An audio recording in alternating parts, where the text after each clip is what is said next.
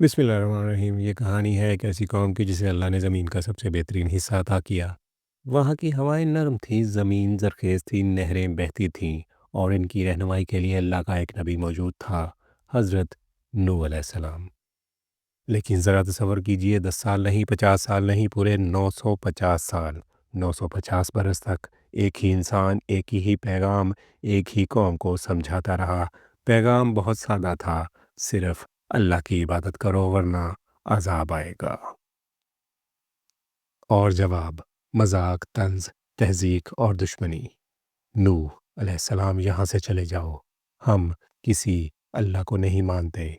फिर एक दिन आसमान ने अपने दरवाजे खोल दिए, ज़मीन ने अपने छुपे हुए चश्मे उगल दिए और सब कुछ एक खौफनाक तूफ़ान में डूब गया। कौम नूह हज़रत आदम अलैहिस्सलाम के बाद इंसानी तारीख़ की कदीम तरीन कौमों में से एक थी। ज़्यादातर रवायात के मुताबिक ये लोग बाबल यानी आज के इराक़ के आसपास आबाद थे। ये लोग ताकतवर थे, कदावर थे, इनके जिस्म मजबूत थे, फसलें लहलहाती थीं और पहाड़ जैसे कद वाले इंसान इनमें आम थे। मगर फिर इंसानी तारीख का एक पुराना मर्ज लौट आया, शिर्क। सब कुछ इनके पास था, लेकिन सबसे बड़ी नेमत तौहीद वो भूल गए थे। रवायात बताती हैं कि इब्तदा में वो जिन्हें याद करते थे वो नेक लोग थे। फिर ख्याल आया, चलो इनकी याद के लिए तस्वीरें बना लेते हैं। तस्वीर से ताज़ीम, ताज़ीम से सजदा और सजदे से शिरक ने जन्म लिया। ए हमारे माबूद, हमारी मुश्किल आसान कर दो, हमें सुकून दे दे, कुरान कहता है। और उन्होंने कहा, अपने माबूदों को ना छोड़ना। विद सवा, यगूस, यऊक और नसर को, पत्थर के बने हुए ये बुत वक्त के साथ इनके दिलों से भी ज़्यादा सख्त हो गए। हर एक कहता था, मेरा माबूद बेहतर है, तुम बेकार बातें करते हो। इस कौम के हवाले से कुछ रवायात में एक अजीब शख्सियत का जिक्र मिलता है, औज बिन अनक। कुरान में इसका जिक्र नहीं, ये सिर्फ कदीम रवायात में आता है। कहा जाता है वो इंतहाई लंबे कद और गैर मामूली ताकत का मालिक था। पहाड़ों को हिलाने की बात इससे मंसूब की जाती। असल में ये एक अलामत थी, जब कौम तकब्बुर में मुब्तला हो जाए तो इसमें औज बिन अनक जैसी सोच पैदा हो जाती है। इसी अंधेरे में अल्लाह ने अपनी रोशनी भेजी, हज़रत नूह अलैहिस्सलाम। कुरान कहता है, हमने नूह को इनकी कौम की तरफ भेजा और वो इनके दरमियान 950 साल रहे। वो कहते थे, मैं तुम्हारे लिए अल्लाह का खुला हुआ डराने वाला हूँ। मगर लोग कानों में उंगलियां डाल लेते, चादरें लपेट लेते और कहते, हम तुम्हारी बात नहीं सुनेंगे। कभी कभी कुछ चेहरों पर नरमी आ जाती, मगर सरदार आकर कहते, छोड़ो इसे, ये तो एक गरीब आदमी है। अगर अल्लाह को पैगाम भेजना होता तो किसी अमीर को भेजता।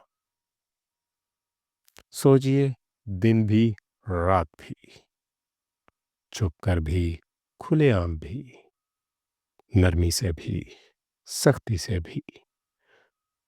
950 साल। नूह अलैहिस्सलाम कहते, तौबा कर लो, अल्लाह तुम पर बारिशें बरसाएगा, माल देगा, औलाद देगा, बागात उगाएगा और तुम्हारी ताकत बढ़ा देगा। मगर जवाब वही, मजाक, तंज और दुश्मनी।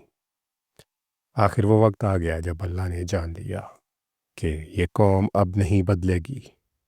तब हज़रत नूह अलैहिस्सलाम ने वो दुआ की जो आज भी इंसान को हला देती है, ऐ मेरे रब, ज़मीन पर किसी काफिर को ज़िंदा न छोड़ो, ये तेरे बंदों को गुमराह करेंगे और फाजिर काफिर औलाद पैदा करेंगे।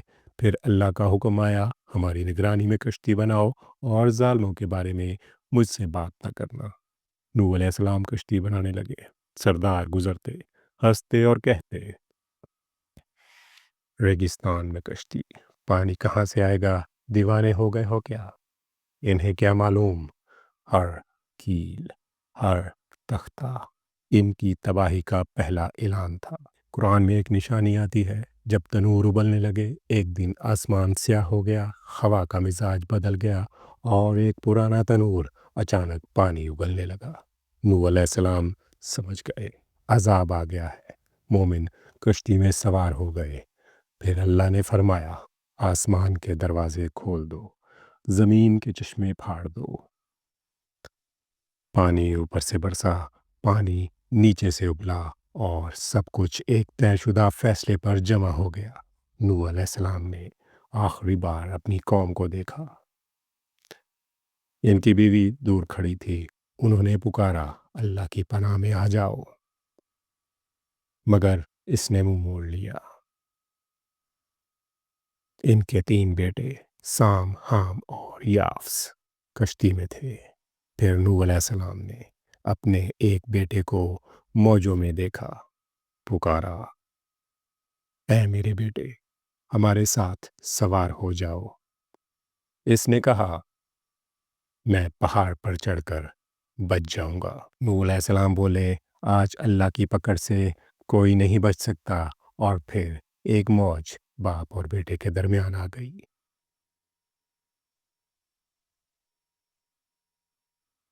چیخیں، اندھیرا، بجلی کی کڑک، پہاڑوں جیسی لہریں، لوگ دوڑتے، مگر دروازے بند ہو چکے تھے۔ آخر اللہ نے فرمایا اے زمین اپنا پانی نگل لے، اے آسمان رک جا۔ پانی اتر گیا، کشتی جودی پہاڑ پر ٹھہر گئی۔ نوح علیہ السلام سجدے میں گر گئے، بس یہی لوگ بچے۔ یہاں سے نیا دور شروع ہوا۔ قوم نوح سمجھتی تھی ہم طاقتور ہیں، ہمارا مال ہمیں بچا لے گا، مگر جب اللہ کا حکم آیا نہ طاقت کام آئی نہ بت۔